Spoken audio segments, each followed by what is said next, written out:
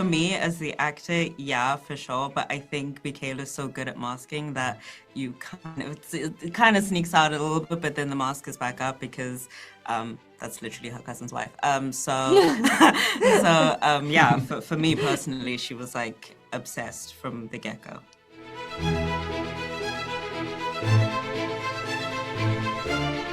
Yeah, I mean, I think love at first sight, the idea is really lovely, but I don't think you can really love someone until you really get to know them. So I think maybe infatuation at first sight and then really getting to know them over time makes you fall in love. But again, she has to hide all of these emotions and there's no one really for her to talk about this with. So it's just an internal struggle that she's going with.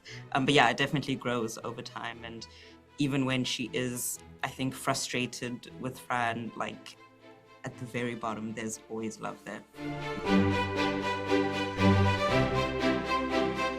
I don't know if he knows straight away, because I think he she's just come, and I mean, the last thing he'd think is, oh my gosh, my cousin like fallen in love with my wife.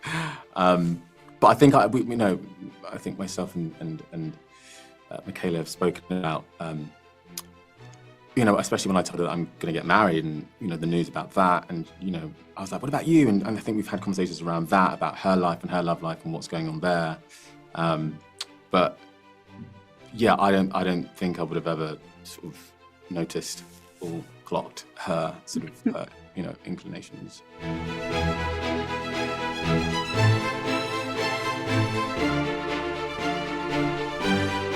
Yeah, I think she's happy how things are. I don't think she wants to, correct me if I'm wrong, yeah. But like, yeah, just because I'm married is like, I'm just not ready for that yet.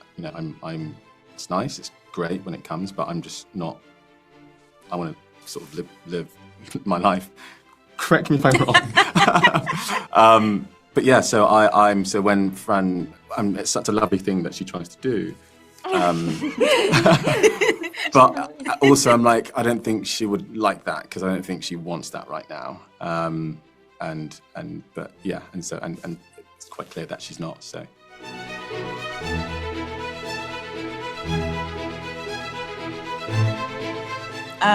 I think Francesca's has very much adhered to the rules of society, and I think she is, doing well. And I think Michaela, maybe, I don't know. I don't know. But thinking about it now, I just feel like she sees that, and maybe we all want to fit in, I guess, maybe deep down yearns for that acceptance, and the fact that Francesca has that, I think Michaela is intrigued by that. Yeah.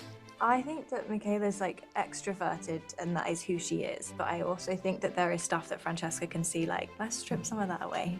Who are you when you don't feel like you need to perform for everybody? And I think that will probably be quite challenging. Let's take the performance away. A lot of that is who she is and we celebrate that, but I think can you be still? And who are you when you're by yourself and you're not having to try and be the life and soul of the party? I think that's probably going to be something to explore. Yeah.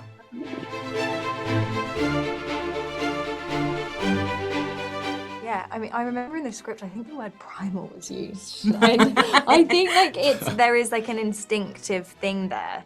But at the moment, Francesca's not aware of anything. I think she just sees somebody who is so opposite to her and is messing things up that she's worked so hard for. I think Francesca likes things very neat and tidy, and she's in control of it, and she's not in control of Michaela, and she can't control Michaela.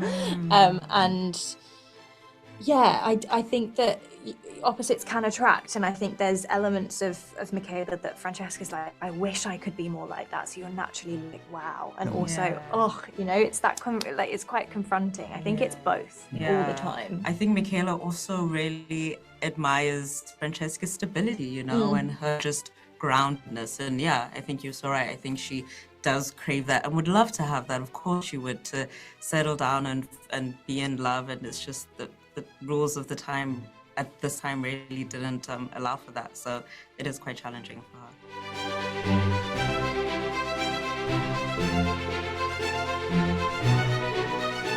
I think think they're deeply in love. I think very it's interesting that there's been talk around the fact that it's platonic love because she's not reaching a pinnacle, when that's actually a real female experience for a lot of people, and it doesn't mean that there's not love in that relationship. I think they're deeply in love, and I think the patience that they show with each other and the respect that they show with each other is beautiful. And you know, we keep coming back to the fact that they met the year before, really not been together that long. And just because there's not like fireworks and passion, like the realistic view on a relationship is that you have to choose them every single day. And that's what I think you're seeing, is that choice. Like, there's something that we need to work on, and we're going to both show up for each other and have this difficult conversation and grow closer. And part of it is just a reflection of society, and that women don't have this information that they need. But I believe that John is Francesca's first love, and she loves him deeply. And vice versa. And again, like, pinnacles aren't, yes, they're great, but they don't define, you know, relationships or define the love that two people have for each other.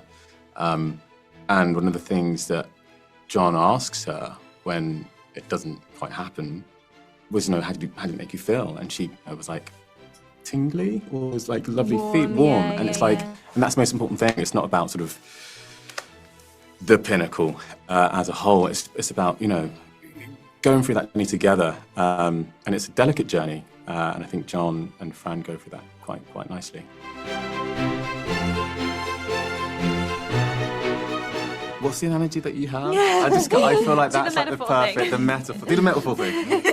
Do the metaphor thing. No, seriously, do the metaphor thing. It's a scene that I do think is like, you know, symbolism for the three of them, and they both complete Francesca's puzzle, and it takes both of them to complete her, and they're both just as needed as each other, and your bit is the ground and your bit is the sky, which I think really like speaks to both of their characters. So I think it's a very, very clever scene. I think the writers have done a really lovely job. If you dive into that, there's a lot in there. And it's a moment that John has always wanted, and when he finally sees it, you know, standing on, you know, at the threshold, it's like, this is, you know, I'm happy. I can die a happy man. I can die a happy man. And so when it does happen, I'm like, yeah, this is great. I'm proud of them both.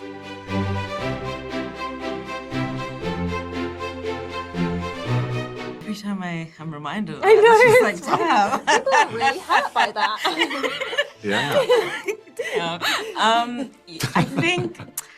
I think Michaela is going through a lot. I think she's feeling a lot, maybe the most intense feelings that she's ever felt in her whole entire life. And I think that she just has to run away. That's the way that she deals with anything that is too much for her. That's her coping mechanism. And I think that, and also these feelings that are surfacing for Francesca, the slightest touch just sends her like, she can't think straight. So she just has to leave. And it's very unfortunate that she does not tell Francesca that she's leaving, but she's got some shit to figure out.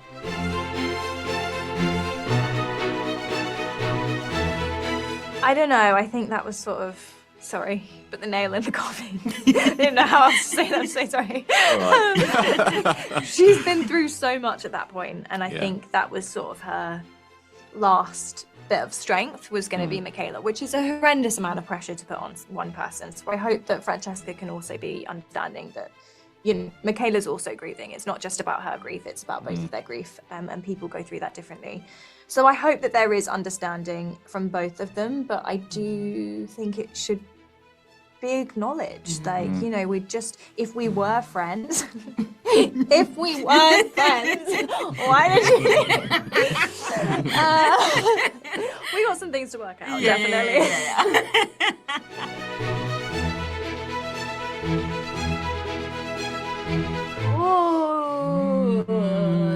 I would love to see Michaela on a horse. I would love to see her galloping. On a horse. Yeah, there's that scene in like it's the cabin in the woods with the fire. There's so much. Yeah, really. I'm oh my gosh. There's bits that, as like a reader, I'm like, that has to be in it. And then you're like, we've got to do that.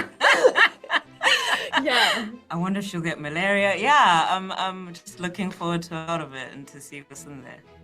Definitely, and it is this. I would say it's the steamiest of all the books too. Which would you guys agree? Yeah. Docile ponies all round. Yeah. Yeah.